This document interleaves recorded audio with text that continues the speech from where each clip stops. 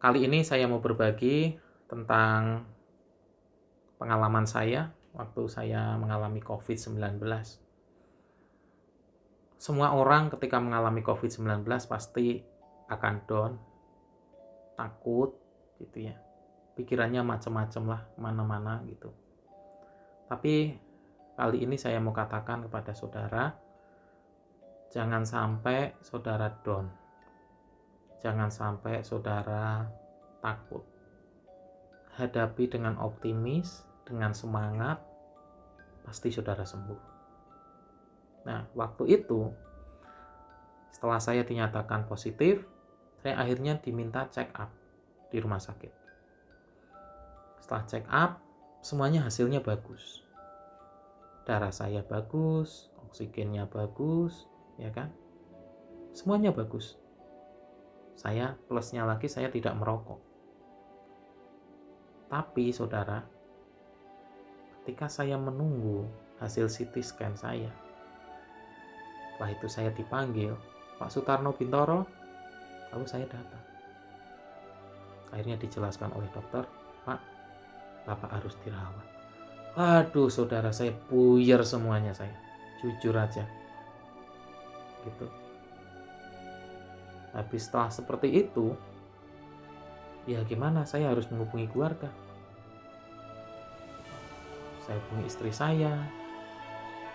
Pokoknya kamu jangan khawatir, jangan takut, saya keadaannya baik-baik saja. Doakan saya, itu aja sih.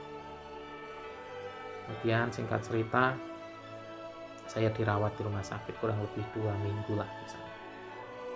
Nah, ketika dirawat itu, saya kebetulan dirawat di rumah sakit moduler RSPB Simpuk. Di situ memang pusat rujukan semua yang sakit-sakit COVID yang gawat darurat di semuanya di situ. Ketika saya masuk, hawanya itu sudah hawa gimana ya? Sudah nggak ada kenyamanan gitu loh. Saya tekankan bahwa Bin, kamu pasti sembuh. Bin, kamu harus sembuh. Bayangan itu selalu apa ya? Ya namanya anak-anak gitu ya. Sudah yang namanya pekerjaan, yang namanya apa mungkin pangkat, jabatan apa itu udah nggak ada lah, nggak ada artinya lagi gitu ya di situ. Tanya ada yang meninggal, ada yang itu, waktu itu kondisinya kayak gitu. Saya pun di kamar nonton TV running text-nya isinya jumlah positif COVID gitu. Saya udah nggak usah nonton TV. Ketika saya dirawat di situ juga, ya semuanya keadaannya gimana ya, keadaan seperti itu. Kita nggak bisa melihat dokter, wajahnya seperti apa, suster seperti apa. Semua yang saya masuk, semua panggil saya takut salah pokoknya. Kalau yang masuk, siap dokter, selamat pagi dokter, selamat malam dokter, udah semua seperti itu. Cleaning service juga saya panggil dokter, karena kita nggak bisa ngerti wajahnya seperti apa, siapa yang masuk. Gitu. Singkat cerita, saya dirawat hari pertama, kasih obat-obatan. Kemudian saya dikasih ada obat yang namanya apa tuh, remdesivir kalau nggak salah. Saya suruh tanda tangan, surat pernyataan, dan seterusnya. Ya, nggak boleh nuntut lah, dan seterusnya. Oke, saya tanda tangani, saya apa yang namanya orang sakit tuh pasrah aja semuanya sambil.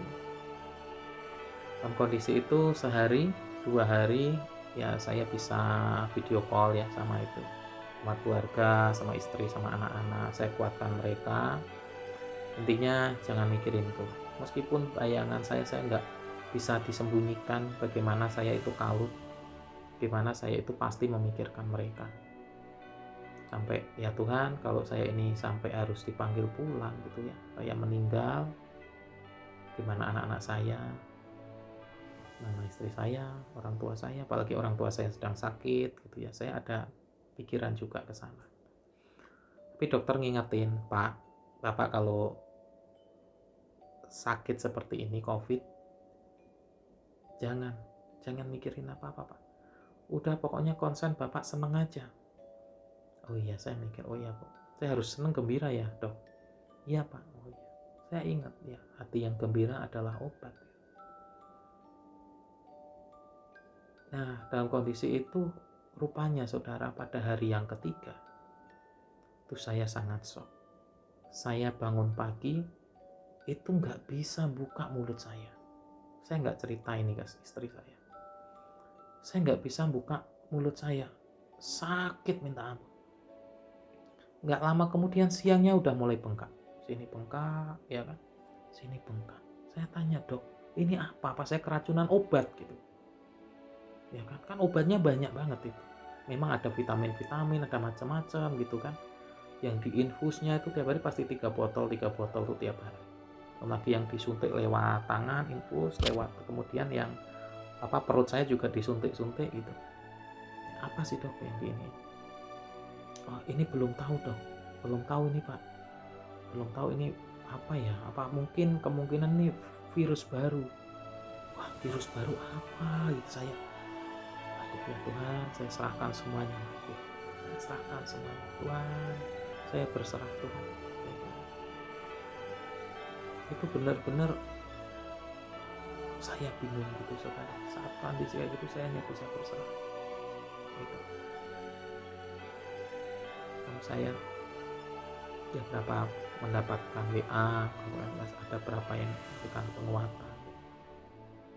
Saya tiap hari ya udah seperti seolah-olah hari itu atau waktu itu mungkin ada hari-hari kesempatan mungkin terakhir. Makanya saya ya udah saya waktu itu doa, gitu kan? Ya baca Alkitab. Saya benar-benar semuanya saya serahkan. Saya ini milik Tuhan, tapi saya minta Tuhan berikan saya kesempatan, berikan saya sehat, saya pasti bisa sehat. Gitu. Bermanfaat bagi keluarga, anak-anak, masih banyak yang membutuhkan saya. Dari situ hari berikutnya keempat, kelima, bengkak saya itu belum ini, saya masih bengkak. Begini nih bengkak. Akhirnya makan bubur gitu. Sampai beberapa hari itu saya tanya dokter, apa itu bengkak saya itu kenapa nggak ngerti.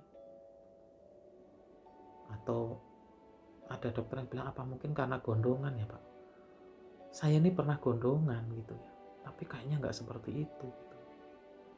Tapi kemudian nggak tahu dikasih obat lagi tambahan gitu. Di hari yang berapa pokoknya 3-4 hari berikutnya lah kalau nggak salah itu mulai kempes. Saya puji Tuhan nih saya kempes gitu kan. Ya pokoknya Tuhan saya pengen ini sembuh, pengen sembuh. Nah berikutnya lagi kebetulan waktu itu apa ya namanya ada yang meninggal kan waktu itu barengan yaitu artis yang Rina Gunawan ya beliau meninggal di situ. Ketika saya tahu beliau meninggal itu saya tahu ada orang yang meninggal ya ketika saya ditensi langsung naik tensi lalu bilang ini bapak kenapa naik saya pikir jujur aja kepikiran gitu kan. Nah kemudian kapan ini saya toraknya dok? Oh bapak besok nanti torak. Oh iya pak kalau bisa yang bagus karena kalau nggak bagus nanti bapak bisa 14 hari lagi di sini. Waduh jangan dok saya 14 hari saya udah mau selesai keadaan yang bagus kan. Kalau saya 14 hari lagi di sini ngapain gitu. Waduh saya enggak lah saya udah pengen pulang, pengen ketemu keluarga, pengen kerja kan memang kita sendiri di situ. Nggak boleh dijenguk, nggak boleh di apa kayak gitu. Kita ya seperti itulah kondisinya COVID itu. Lalu yang namanya obat-obat keras tuh kan kadang dada itu agak gimana ya berdebar atau agak sakit gitu ya kadang gitu. Cuma karena yang penting semangat aja. Saya pokoknya semangat, pasrah, berserah. Saya selalu happy saya buat enjoy aja gitu ya. Pokoknya kita kalau orang Jawa bilang itu semeleh gitu. Semeleh, tenang. Intinya apapun itu kita berserah lah. Singkat cerita, hasil torak saya bagus. Akhirnya saya boleh pulang, ya kan? Boleh pulang, kan harus di PCR lagi kan? Itu saya hasilnya bagus, ya saya boleh pulang. pulang berapa hari lagi, kemudian saya di swab lagi tuh, seminggu lagi di swab lagi. Tuhan hasilnya bagus, sudah negatif, ya kan. Wah, saya bersyukur sekali. Sampai sekarang saya bersyukur. Kenapa? Hidup kita bukan milik kita. Bintoro bukan milik Bintoro, tapi milik Tuhan. Kita ini hanya alat. Kalau kita udah seperti itu, apa sih yang mau kita banggakan? Jabatan kita, harta kita, kekayaan kita, nggak ada. Kita ini hanya alat kok. Jadi selama kita diberikan kepercayaan, kita jadi alat, ya gunakan waktu, kesempatan yang Tuhan berikan dengan sebaik-baiknya. Nah, kondisi-kondisi saat ini, saudara, saya hanya mau berbagi, menghimbau, ingatkan kita semua, tolonglah kita yang disiplin tuh patuhi semua apa yang disampaikan oleh dokter, oleh pemerintah, kebijakan-kebijakan supaya pakai masker, ya, kemudian jaga jarak, mencuci tangan. Kalau nggak penting banget nggak usah lah keluar. Karena apa, saudara? Sekarang ya, kalau kondisinya sekarang, cari rumah sakit aja susah. Kalau saudara sakit, itu bukan saudara saja itu yang merasa sakit. Beban itu ke semua orang, ke keluarga, bikin repot banyak orang, bikin kalut banyak orang. Biaya mungkin juga nggak sedikit gitu. Tapi kalau kita ini mulai mematuhi, kita menyadari, ayolah bantu. Kasihan, pemerintah itu udah kalang kabut, mabut ke sana sini. Ya kan? Lalu keluarga, kalau Anda kena COVID gimana? Anda harus peduli, bukan hanya untuk diri Anda, tapi untuk orang lain juga. Nah, pesan saya, pokoknya kita marilah. Sebelum Anda mengalami seperti saya, ya, saudara sudah bisa mencegahnya. Jangan mentang-mentang sudah